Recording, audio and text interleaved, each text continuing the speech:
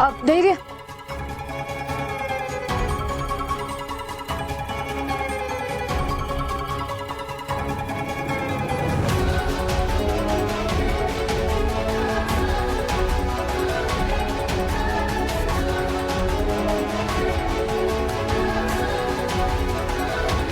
Once again thank you. Thank you कुठं म्हणतेस? तू तर ओरडलं पाहिजेस माझ्यावर. मी का ओरडू तुमच्यावर? का ओरडू? नाही, बरोबर आहे. तू चिडलं पाहिजेस माझ्यावर, ओरडली पाहिजेस मला. कारण अथर्वला मीच किडनॅप केलं होतं ना. नंतर त्याला वाचवायला येऊन मी किती चांगला आहे हे दाखवण्यासाठी नाटक केलं मी. बरोबर ना?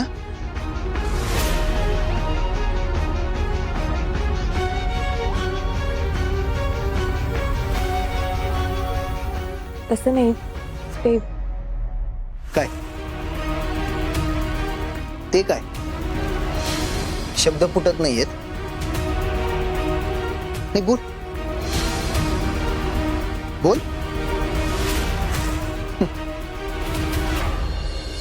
सकाळी म्हणली होतीस ना की मुलं असं घर सोडून जाण्यामागं माझ्यासारखी माणसं रिस्पॉन्सिबल आहेत. तुझा जर हा आरोप असेल की मी शिक्षणाचा बाजार मांडलाय, हो मी मान्य करतो, मी मांडलाय बाजार. कारण कळायला लागल्यापासून शिक्षण म्हणजे एक बिझनेस आहे हे शिकवलं गेलंय मला. आणि म्हणून मी असा आहे. म्हणते तुला नाही कळलं. सावी, अगं तुझ्यासारखे विचार असायला शिक्षण महर्षी भाऊराव नाईकांच्या घरात नाही जन्मलो ना. मला माझ्या जन्मानं ती संधी दिली. माझं आयुष्य मला एक नवीन संधी देत आहे तुला माझ्या आयुष्यात पाठवून. म्हणजे आय मीन टू से की तुझ्यामुळं जगाकडं, शिक्षणाकडे बघण्याचा माझा दृष्टिकोन बदललाय. तू सोबत असताना भाऊंच्या कामातला खरेपणा, त्यांचा ग्रेटनेस मला कळाला. वाटलं आता आपणही बिझनेस न करता थोडं पुण्य कमवावं, लोकांची सेवा करावी, स्वतःला बदलावं. मी काही केलं तरी ते तुला एक नाटकच वाटतं. मी एक वेगळा माणूस होण्याचा प्रयत्न करतोय, पण कदाचित तुला ते मान्यच नाही. तसं नाही. नाही, तू कन्फर्म आहेस की हा धैर्य मुजुमदार कधीच बदलणार नाही. शिक्षणाचा बाजार मांडणं तो कधीच सोडणार नाही. तर नीट ऐक. उद्यापासून मी आजवर जितका शिक्षणाचा बाजार मांडलाय त्यापेक्षा दुप्पट तिप्पट बाजार मांडणार. आणि याला कारण तू प्रत्येक वेळी माझ्यावर शंका घेतलीस हेच आहे.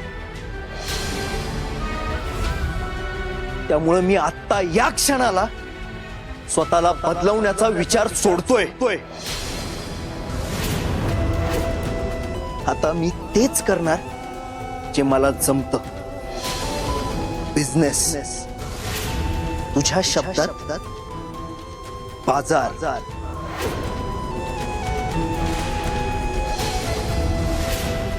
आणि इथून पुढे त्या बाजाराला कोणताही मुलगा बळी पडला, घर सोडून गेला, आत्महत्या करून मेला, तर त्याला जबाबदार हा धैर्य मुजुमदार नाही, तर त्याला बदलण्याची संधी न देणारी तू सावी नाईक. याला सर्वस्वी जबाबदार तू असणार.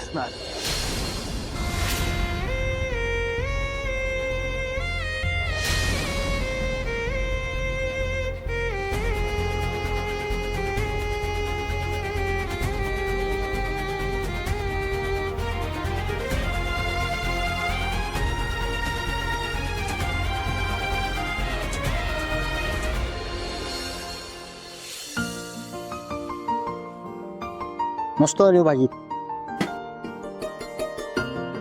अरे काय अथर्व, अजून तुला भरवायला लागते होय? हं? हाताने खायला कधी शिकणार आहेस? मी आजवर जितका शिक्षणाचा बाजार मांडलाय त्यापेक्षा दुप्पट तिप्पट बाजार मांडला. त्या बाजाराला कोणताही मुलगा बळी पडला त्याला जबाबदार हा धैर्य मुजुमदार नाही, त्याला बदलण्याची संधी न देणारी तू सावी नाईक तू असणार.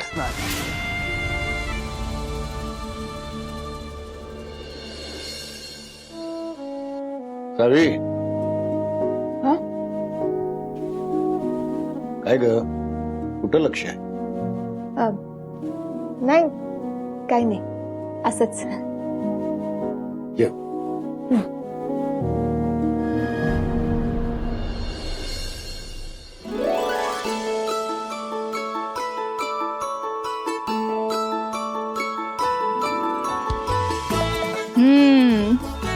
ही 100% की नाही धैर्याचाच विचार करत असणार. बघितलंस का अथर्व, तू गेल्यामुळे आम्ही सगळी किती काळजी होतो बघितलंस का. परत असं अजिबात करायचं नाही. मला सांग, तुझ्याशिवाय आम्हाला कोण आहे का? मी बघ, इथनं पुढे की नाही तुला कोण पण कशा पण बाबतीत काहीच बोलणार नाही, ना अभ्यासाबद्दल ना कशाबद्दल. पण हे असं परत काय करू नकोस बाबा.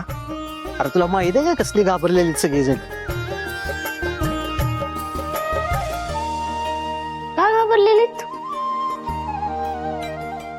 अरे तुझी काळजी वाटते ना सगळ्यांना म्हणून.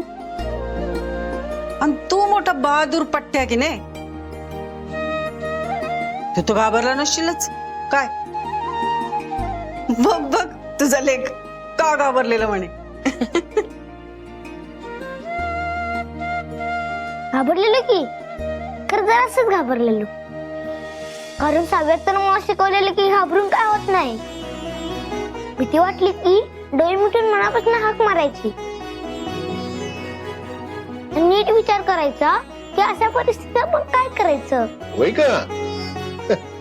मग तू काय केलंस? मी डोक्याला ताण देऊन विचार केला आणि माझ्या रंगकाठी वाटेत टाकल्या.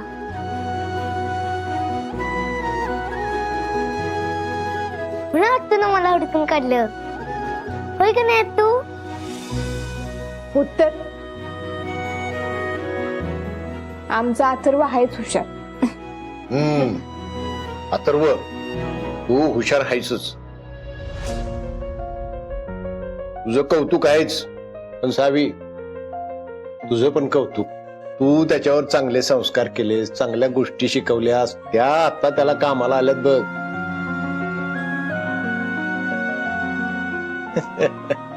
आणि दीपा, कसं आहे, चांगल्या माणसाच्या सहवासात राहिलं की नाही माणूस चांगला होतो, त्याच्यावर संस्कार चांगले होतात आणि आपोआप सगळ्या गोष्टी चांगल्या होतात.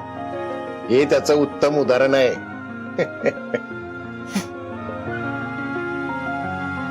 हा कर. आई शॉट एक सांगायचं विसरलं की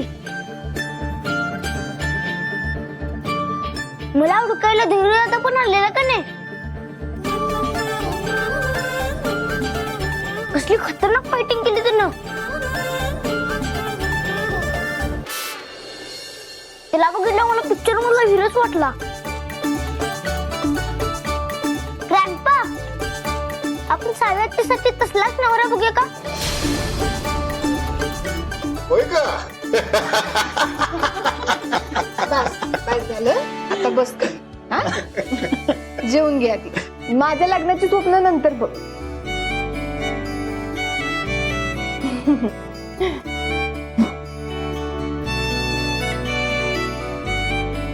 धर, हा कर.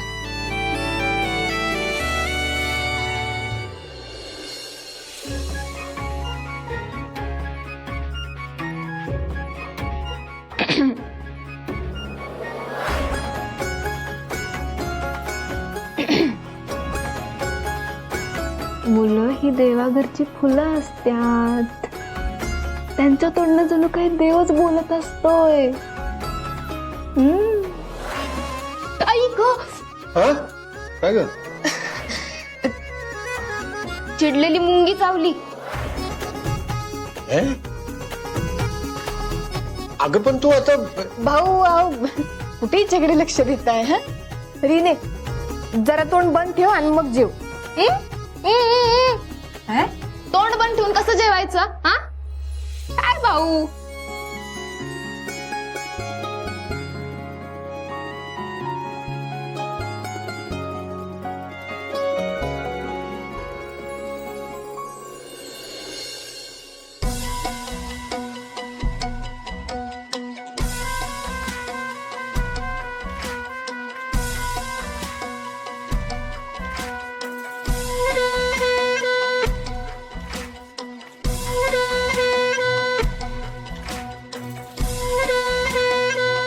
आता वाढ की लवकर. किती वेळ वाट बघायची? आता पोटात कावळे वरडायला लागले माझ्या.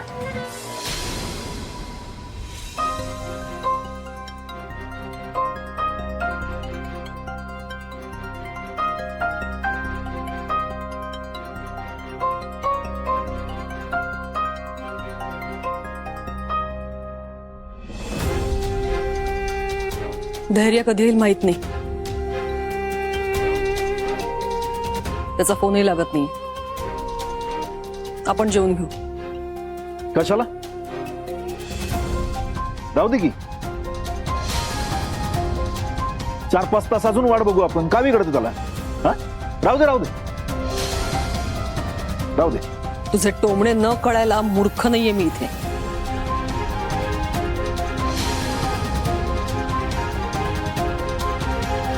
वाढायला घ्या सगळ्यांना.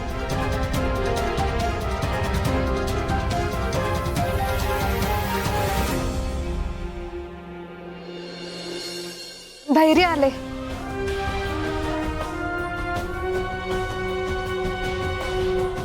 धैर्य?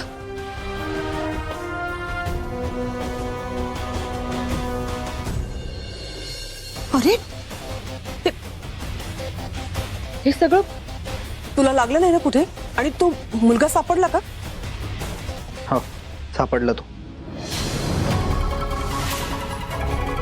मला कळत नाहीये काय गरज होती त्याला शोधायला जायची. हे अगं असं काय विचारतेस? माणुसकीच्या नात्यानं मदत करायला म्हणून गेलो होतो मी. अगं ताई, लोकांना मदत करणं हा भाचे साहेबांचा स्वभावच आहे. म्हणून तर मार्केटमध्ये इतरांपेक्षा जास्त रिस्पेक्ट आहे धैर्यला.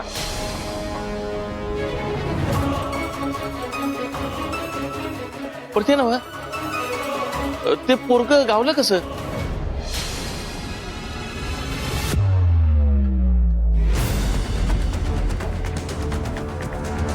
मी 100% सांगते, हे क्रेयॉन अथर्वतच आहे.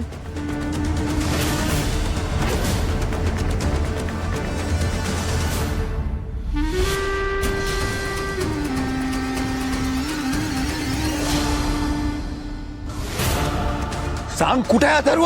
इथंच होता, पण आता 5 मिनिटापूर्वी त्याला टॅम्पूत घालून नेला.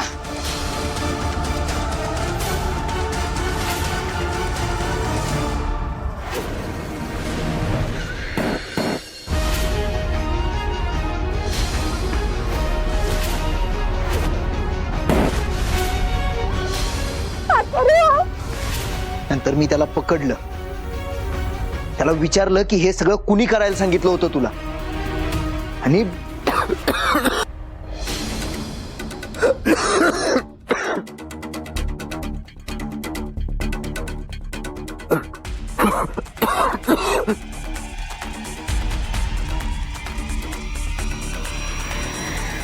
हळूहळू. बरं, ते गुंड काय म्हणाली? कुणी पाठवलं होतं त्यासनी? कोण होते, कोणाच्या सांगण्यावरनं हे सगळं केलं हे समजायच्या आतच पळून गेले ते. पोरं पळवण्याच्या जरा भानगडी जास्तच वाढल्यात नाही? होय की, मी तर ऐकलंय अशा टोळ्याच्या टोळ्यात फिरतात आता. धैर्य, हे जे काय ते सगळं पोलिसांना सांगून टाक. आपण कशाला पडायचं त्याच्यामध्ये, नाही का? होय, आपण नको यात पडायला. तू जेवायला बस की. हा, चला चला जेवायला बसा. वडा की वडा. चला, चला, चला. वाढ लवकर. तुम्ही जेवा, मी अगोदर जाऊन फ्रेश होतो. माझं जेवण रूम मध्येच द्यायला सांग.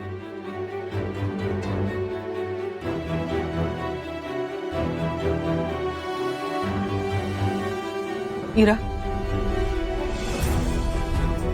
हो आत्या.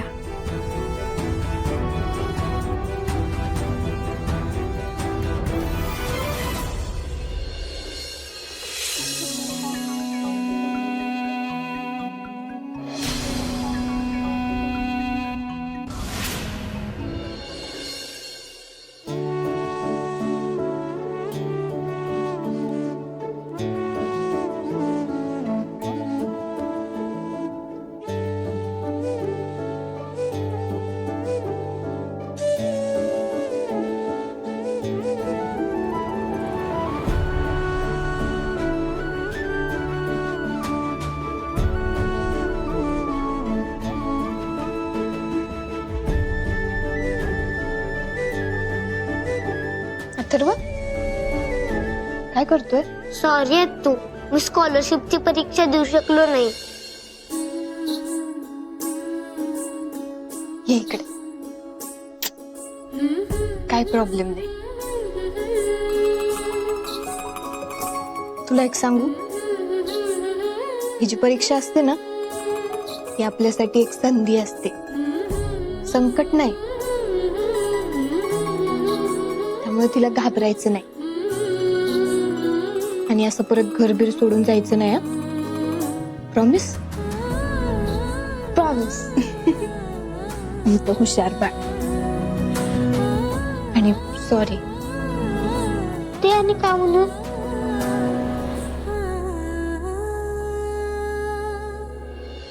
आम्हाला कळलंच नाही रे, तुला परीक्षेचं एवढं टेन्शन आलंय. आमच्या या बिझी शेड्यूल मध्ये आम्ही तुला विचारायला पाहिजे होतं ना, तुझ्या मनात काय चाललंय. त्या सगळ्या गोष्टी आम्ही जाणून घ्यायला पाहिजे होत्या. म्हणून आमच्या सगळ्यांकडून सॉरी.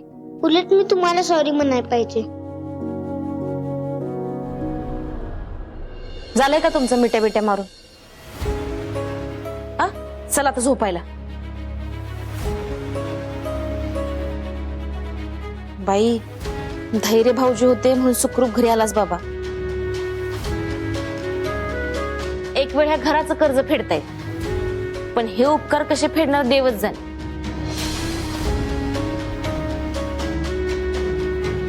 चल चल.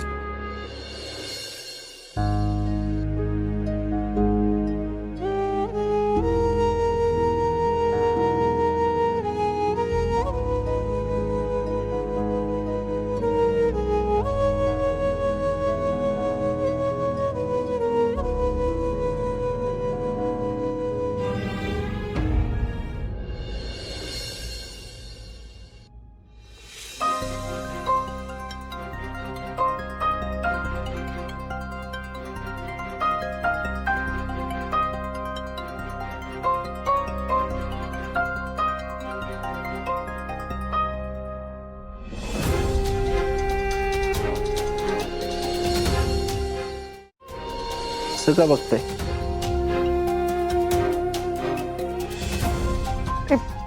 बोलायचं होतं. बोला की मग, बोला. ते तुम्हाला लागलं नाहीये ना कुठे? म्हणजे जखम वगैरे झालीये का? जखम झाली असती तरी जपली असती ती. आता काही जखमा अंगावर मुद्दाम मिरवाव्याशा वाटतात. म्हणजे म्हणजे काय, मी चांगल्या कामासाठी गेलो होतो ना, आणि चांगलं काम करताना जर जखमा झाल्या तर त्या दुखत नाहीत, असं मी एका पुस्तकात वाचलं होतं. असो, काही जखमा वगैरे झालेल्या नाहीत मला.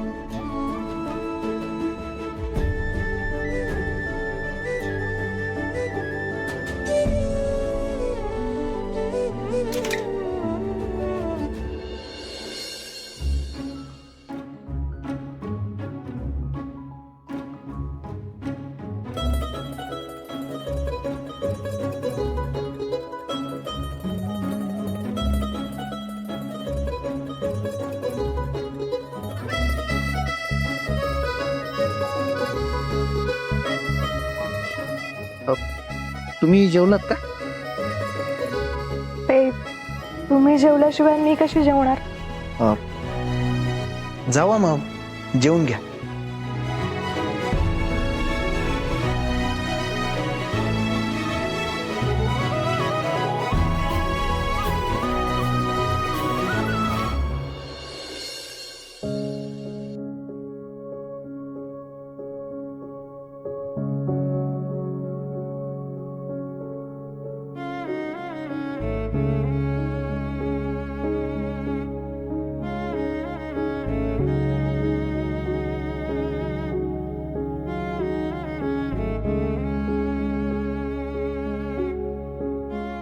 उद्यापासून मी आजवर जितका शिक्षणाचा बाजार मांडलाय त्यापेक्षा दुप्पट तिप्पट बाजार मांडला. त्यामुळे मी आता या क्षणाला स्वतःला बदलवण्याचा विचार सोडतोय. जरा जास्तच बोललो मी.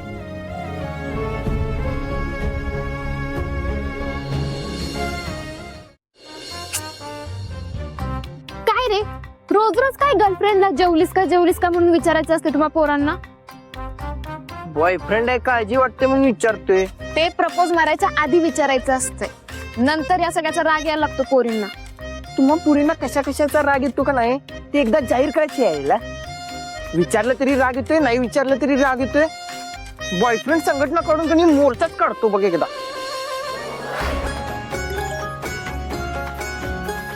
हे हिरोचा मेसेज आला वाटतं आपल्या. काढ बघूया काढ.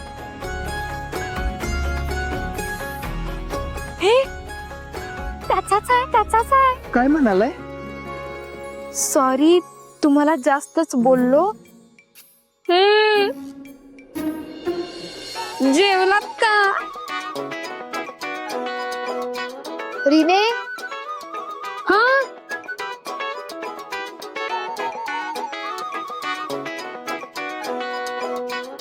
काय ग, एवढी का खुश आहेस? परागनं अजून एक गिफ्ट दिलं वाटतं. नाही ग, जेवलात का म्हणून मेसेज केलाय. मेसेज? अरे ते समोर बसलाय ना, मग मेसेज कशाला? हा तेच की, येडा ना, इथं बसून मेसेज केलाय. आणि सारखं जेवलीस का म्हणून विचारत असतोय.